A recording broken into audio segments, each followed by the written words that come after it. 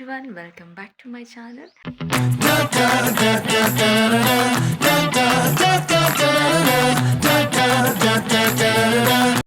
ಹೊರಗಡೆ ನೀಟಾಗಿ ಇದೆ, ಬಟ್ ಒಳಗೆ ಬಂದರೆ ನೋಡ್ಬೋದು ಕಸದ ರಾಶಿ. ಇದಂತೂ ನಮ್ಮ ಇವನು ನಿರ್ವೇದ್, ನಮ್ಮ ಮಲ್ಲಿಕಣ ಮಗ, ಅವನು ಬಂದು ಎಲ್ಲ ಅಂಡ್ಬಿಟ್ಟು ಹೋಗಿದ್ದಾನೆ ಹಾಲನ್ನ. ಇನ್ನು ಅಡುಗೆ ಮನೆ ಅಂತೂ ನಮ್ಮತ್ತೆ ಅಂಡಿರೋದೆ. ಆಲ್ವೇಸ್ ಇದರ ಪ್ಲೇಸ್ ಇದೇನೆ, ಯಾವಾಗಲೂ ನಾನು ಇಲ್ಲೇ ಇಡ್ತೀನಿ, ಇಲ್ಲೇ ಇರುತ್ತೆ. ಆ್ಯಂಡ್ ಎಲ್ಲ ಅಂಡ್ಬಿಟ್ಟಿದ್ದಾನೆ. Let's start work.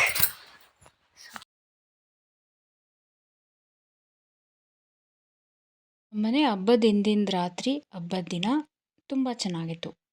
ಸಂಜೆ ಆಯ್ತಾ ಪೂರ್ತಿ ಮೆಸ್ಸಿ ಆಗೋಯ್ತು. ಎಸ್ಪೆಷಲಿ ಅಡುಗೆ ಮನೆ ಅಂತೂ ಸಿಕ್ಕಾಪಟ್ಟೆ ಗಲೀಜಾಗೋಯ್ತು. ನಮ್ಮ ಅಡುಗೆ ಮನೆ ತುಂಬ ಚಿಕ್ಕದು, ಹಂಗಾಗಿ ಬೇಗನೆ ಮೆಸ್ಸಿ ಆಗೋಗ್ಬಿಡತ್ತೆ. ಅದು ಹಂಗೇ ಬ್ಯಾಲೆನ್ಸ್ ಇತ್ತು.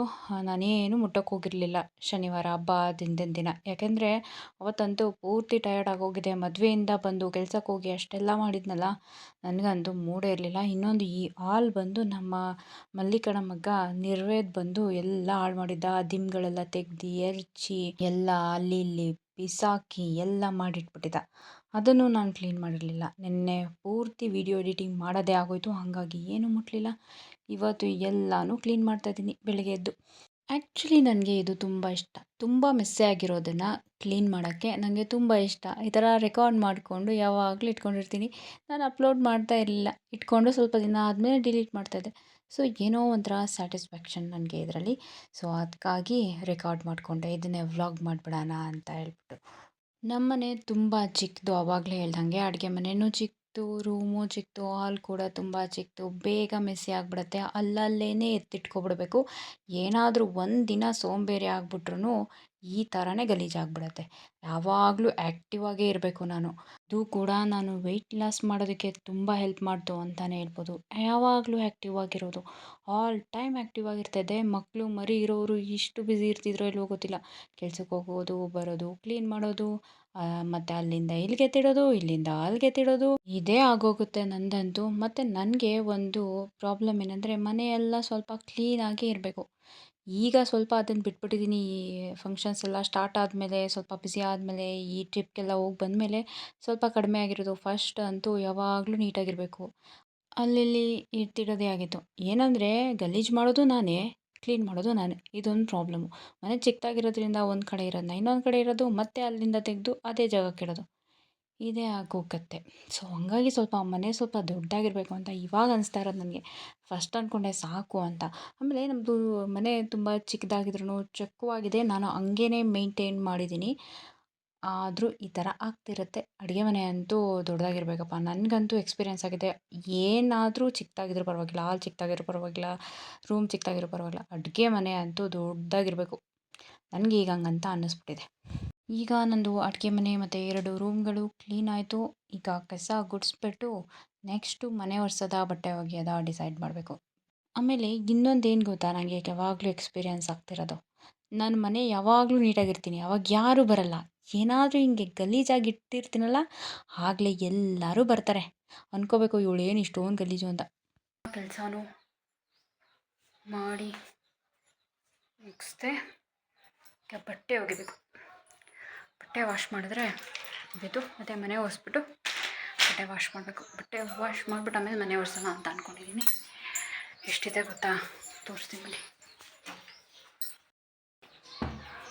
ಎಷ್ಟು ಬಟ್ಟೆ ಇದೆ ಅಂದರೆ, ಏನೊಂದು ಸುಮಾರು ಒಂದು ವಾರದಿಂದ ನಾನು ವಾಶ್ ಮಾಡಿಲ್ಲ. ನಮ್ಮ ಅಣ್ಣ ಮದುವೆಗೆ ಹೋಗೋಕ್ಕೂ ಮುಂಚೆಯಿಂದನೂ ನಾನು ವಾಶ್ ಮಾಡಿಲ್ಲ. ಇದೆಲ್ಲ ವಾಶ್ ಮಾಡಿಬಿಟ್ಟು ವಾಶ್ ಮಾಡಬೇಕು. ಇವಾಗ ಟೈಮು 3 ಗಂಟೆ. 3 ಗಂಟೆಗೆ ಈಗ ವಾಶ್ ಮಾಡೋಕ್ಕೆ ಹೋಗ್ತಾಯಿದ್ದೀನಿ. ನೋಡೋಣ ಎಷ್ಟೊತ್ತಾಗುತ್ತೆ ಅಂತ. ಒಂದು ಬಕೆಟ್ ತೊಳೆದೆ, ಅಷ್ಟರಲ್ಲಿ ಹೊಟ್ಟೆ ಹಸಿವು ಸ್ಟಾರ್ಟ್ ಆಗೋಯ್ತು. ಬೆಳಗ್ಗೆಯಿಂದ ಏನೂ ತಿಂದಿರಲಿಲ್ಲ, ಅದಕ್ಕೆ ಸ್ವಲ್ಪ. ಇನ್ನೊಂದೇನು ಗೊತ್ತಾ, ಬೆಳಗ್ಗೆಯಿಂದ ಊಟನೇ ಮಾಡಿಲ್ಲ ನಾನು. ಬ್ರೇಕಲ್ಲಿ ಸೀಬೆಕಾಯಿ ತಿಂತಾಯಿದ್ದೀನಿ. ಒಂದು ಸೇಬು ತಿಂದೆ ಬೆಳಗ್ಗೆ. ಇವಾಗ ಹೊಟ್ಟೆ ಹಸಿವಾಗ್ತಾಯಿದೆ ಸಿಕ್ಕಾಬಟ್ಟೆ. ಸೀಬೆಕಾಯಿ ತಿಂತಾರೆ.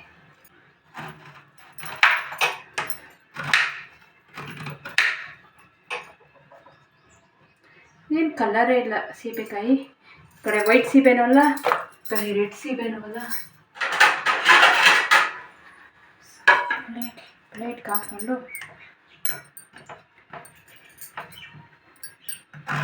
ಏನು ಸೀಬೆನೋ ಕಾಣೋದು. ಈ ಕಡೆ ಬೆಳ್ಳಗೂ ಇಲ್ಲ, ಈ ಕಡೆ ಕೆಂಪು ಇಲ್ಲ. ಸೀಬೆಕಾಯಿ ಯಾವ ಕಲರ್ ಇದೆ ನೋಡಿ, ಲೈಟ್ ಬೇಬಿ ಪಿಂಕು, ವೈಟು ಇಲ್ಲ ರೆಡ್ಡು ಇಲ್ಲ. ಹುಳಿ ಹುಳಿ. ಒಂದು ಬಕೆಟ್ ವಾಶ್ ಮಾಡಿ ಬ್ರೇಕ್ ತೊಗೊಂಡು ಸೀಬೆಕಾಯಿ ತಿಂದ್ಬಿಟ್ಟು ಇನ್ನೊಂದು ಬಕೆಟ್ ನೆನೆ ಹಾಕ್ತಾಯಿದ್ದೀನಿ. ಇದನ್ನು ವಾಶ್ ಮಾಡಿಬಿಟ್ಟು ನನ್ನ ಹಸ್ಬೆಂಡ್ ಊಟ ತಂದರು, ಅದಕ್ಕೂ ಬ್ರೇಕ್ ತೊಗೊಂಡೆ. ಬೇಗ ಬಟ್ಟೆ ವಾಶ್ ಮಾಡಿಬಿಟ್ಟು ಅಡುಗೆ ಮಾಡೋಣ ಅಂತ ಅಂದ್ಕೊಂಡೆ. ಆದರೆ ಬಟ್ಟೆ ವಾಶ್ ಮಾಡೋಕ್ಕಿದ್ದು ಆಲೇ 1.5 ಗಂಟೆ ಆಯಿತು. ಇನ್ನೂ ಒಂದು ಬಕೆಟ್ ಬಟ್ಟೆ ಇದೆ. ನನ್ನ ಹಸ್ಬೆಂಡ್ ಬಂದು ಕೇಳಿದ್ರು ಊಟ ಮಾಡ್ದೆ ಅಂತ. ಇಲ್ಲ ಅಂತಂದೆ. ಅವ್ರಿಗೂ ಗೊತ್ತಾಯಿತು 7 ಬಟ್ಟೆ ವಾಶ್ ಮಾಡಿ ಅಡುಗೆ ಮಾಡಿ ಬಂದು ತಿನ್ನೋದಕ್ಕಾಗುತ್ತೆ ಅಂತ ಅಂದ್ಬಿಟ್ಟು ಪಾಪ ಹೊರಗಡೆ ಹೋಗಿ ತೊಗೊಂಡು ಬಂದರು ಎಗ್ ರೈಸ್ ಮತ್ತು ಕಬಾಬ್. ಈ ಥರ ಪಾರ್ಸಲ್ ತೊಗೊಂಡು ಬಂದು ತಿಂದು ತುಂಬ ದಿನವೇ ಆಗೋಗಿತ್ತು. ಇನ್ನು ನಂದು ಬಟ್ಟೆ ವಾಶ್ ಮಾಡಿ ಮುಗೀತು. ಒಂದು 5 ಗಂಟೆ 5:15ಗೆಲ್ಲ ಮುಗೀತು. ನಮ್ಮ ಅತ್ತೆ 5:15ಗೆ ಬಂದರು. ಇನ್ನು ಮನೆ ಒರೆಸ್ತಾ ಇದ್ದೀನಿ ಇವಾಗ. ಒಂದು 5:30 6 ಗಂಟೆಲಿ. ಆ್ಯಕ್ಚುಲಿ ಈ ಟೈಮಲ್ಲಿ ಮನೆ ಒರೆಸ್ಬಾರ್ದು, ಆದರೆ ನನಗೆ ಮನೆ ಒರೆಸ್ದೇ ಇರೋಕ್ಕಾಗಲ್ಲ ಇವಾಗ. ನನಗೆ ಒಂದು ಕಂಪ್ಲೀಟಾಗಿ ಆಗೋಗ್ಬಿಡ್ಬೇಕು ಕೆಲಸ, ಅದು ನನಗೆ ಸ್ಯಾಟಿಸ್ಫ್ಯಾಕ್ಷನ್. ಸೊ ಅದಕ್ಕೋಸ್ಕರ ಒರೆಸ್ಲೇಬೇಕು ಅಂದ್ಬಿಟ್ಟು ಒರೆಸ್ದೆ. ಹಂಗೂ ನಮ್ಮ ಅತ್ತೆ ಈಗ ಒರೆಸ್ತಾ ಇದೆಯಾ ಅಂತಂದರು. ಹ್ಞೂ ಹೌದು, ಟೈಮ್ ಆಗೋಯ್ತು ಅಂತ ಹೇಳ್ಬಿಟ್ಟು ಒರೆಸ್ದೆ. ಮತ್ತು ಅವ್ರಿಗೆ ಕಾಫಿ ಮಾಡಿಕೊಡ್ಲೇಬೇಕು ನಮ್ಮ ಅತ್ತೆಗೆ. ಅವ್ರು ಕಾಫಿ ಕುಡಿತಾರೆ ಸಂಜೆ ಟೈಮಲ್ಲಿ. ನಾವು ರೆಗ್ಯುಲರಾಗಿ ಕಾಫಿ ಮಾಡೋದಿಲ್ಲ, ಆದರೆ ನಮ್ಮ ಅತ್ತೆ ಬಂದಾಗ ಕಂಪಲ್ಸರಿ ಮಾಡೇ ಮಾಡ್ತೀವಿ. ಆವಾಗ್ಲೂ ನಾವು ಕುಡಿತೀವಿ. ಇಲ್ಲಾಂದರೆ ಸಮ್ ಟೈಮ್ ಏನಾದರೂ ಕುಡಿಬೇಕು ಅನ್ನಿಸ್ದಾಗ ರೇರಾಗಿ ಕುಡಿತೀವಿ ಅಷ್ಟೇ. ಕಾಫಿ ಕುಡಿದ್ಬಿಟ್ಟು ಒಂದು ಸ್ವಲ್ಪ ಹೊತ್ತು ಬ್ರೇಕ್ ತಗೊಂಡೆ.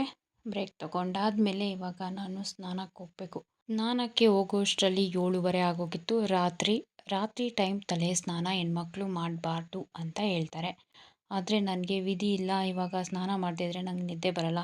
ಎಲ್ಲ ಕೆಲಸ ಮಾಡಿಬಿಟ್ಟು ಅದೇ ಬಟ್ಟೆಯಲ್ಲಿ ಹಂಗೆ ಮಲ್ಕೊಳಕ್ಕಾಗಲ್ಲ. ಹಾಗಾಗಿ ನಾನು ಸ್ನಾನ ಮಾಡಿದೆ. ಸ್ನಾನ ಮಾಡಿಬಿಟ್ಟು ಸ್ವಲ್ಪ ಸ್ಕಿನ್ ಕೇರ್ ಎಲ್ಲ ಮಾಡಿಕೊಂಡು ಇವಾಗ ಮಲ್ಕೊಳ್ಳೋದಷ್ಟೇ. ಅಡುಗೆ ಏನೂ ಮಾಡೋದಿಲ್ಲ. ಸಂಜೆ ತಂದಿರೋ ಎಗ್ ರೈಸ್ ಹಂಗೆ ಇದೆ. ನಮ್ಮ ಅತ್ತೆಗೆ ಅದನ್ನೇ ತಿನ್ಕೊಳಕ್ಕೆ ಹೇಳ್ಬಿಡ್ತೀನಿ.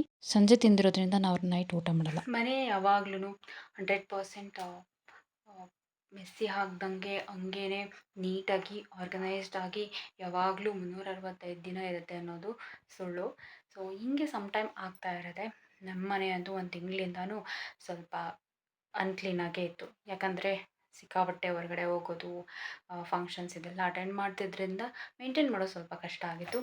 ಯುಗಾದಿ ಹಬ್ಬದ ದಿನ ಎಲ್ಲ ನೀಟ್ ಮಾಡಿದ್ದೆ. ಯುಗಾದಿ ಹಬ್ಬ ಆದಮೇಲೆ ತುಂಬ ಮೆಸ್ಸಿಯಾಗಿ ಹೋಗಿತ್ತು. ಇವತ್ತು ಎಲ್ಲನೂ ಕ್ಲೀನ್ ಮಾಡಿದ್ದೀನಿ. ಆಮೇಲೆ ಎಲ್ಲ ಫಂಕ್ಷನ್ಸು ಮುಗೀತು ನಮ್ಮದು. ಇನ್ನೂ ನಾನು ನನ್ನ ರೆಗ್ಯುಲರ್ ರುಟೀನ್ಗೆ ವಾಪಸ್ ಆಗಲೇಬೇಕು. ಆಲ್ರೆಡಿ ನಾನು ಅನ್ಹೆಲ್ದಿ ಹ್ಯಾಬಿಟ್ಗೆ ಶಿಫ್ಟ್ ಆಗಿಬಿಟ್ಟಿದ್ದೀನಿ. ಏನು ಬೇಕು ತಿಂತೀನಿ, ಇಷ್ಟ ಬಂದದ್ದು ತಿಂತಾಯಿದ್ದೀನಿ. ಸ್ವಲ್ಪ ಕಂಟ್ರೋಲ್ ಮಾಡಬೇಕು ಅಂತ ಅಂದ್ಕೊಂಡಿದ್ದೀನಿ. ನಾನು ಈ ಹಿಂದೆ ಒಂದು ವಿಡಿಯೋ ಮಾಡಿದ್ದೆ, ಏಪ್ರಿಲ್ 1ನೇ ತಾರೀಕಲ್ಲಿ ಒಂದು 5 kg ಕಡಿಮೆ ಆಗೋಣ ಅಂತ ಅಂದ್ಕೊಂಡಿದ್ದೀನಿ ಅಂತ. ಅಂದ್ಕೊಂಡೆ ಅಷ್ಟೇ, ಪ್ರಯತ್ನ ಪಡಲೇ ಇಲ್ಲ. ಬಿಕಾಸ್ ಅಷ್ಟು ಫಂಕ್ಷನ್ಸ್ ಇತ್ತು. ನಾಳೆಯಿಂದ ತುಂಬ ಸೀರಿಯಸ್ ಆಗಿ ಡಯಟ್ ಮಾಡೋಣ ಅಂತ ಅಂದ್ಕೊಂಡಿದ್ದೀನಿ. ಸ್ವಲ್ಪ ಟಯರ್ಡ್ ಆಗ್ತಾಯಿದೆ, ಸ್ವಲ್ಪ ಸುಸ್ತಾದಂಗೆ ಅನಿಸ್ತಾ ಇದೆ. ಲೈಟಾಗಿ ಎಲ್ಲ ಕಣ್ಣೆಲ್ಲ ಎಳೀತಾ ಇದೆ. ಈ ವ್ಲಾಗ್ನ ನಾನು ಇಲ್ಲಿಗೆ ಏನು ಮಾಡ್ತಾಯಿದ್ದೀನಿ. ಮತ್ತೊಂದು ವ್ಲಾಗಲ್ಲಿ ಸಿಗ್ತೀನಿ. Thanks for watching and please subscribe ಮಾಡಿ.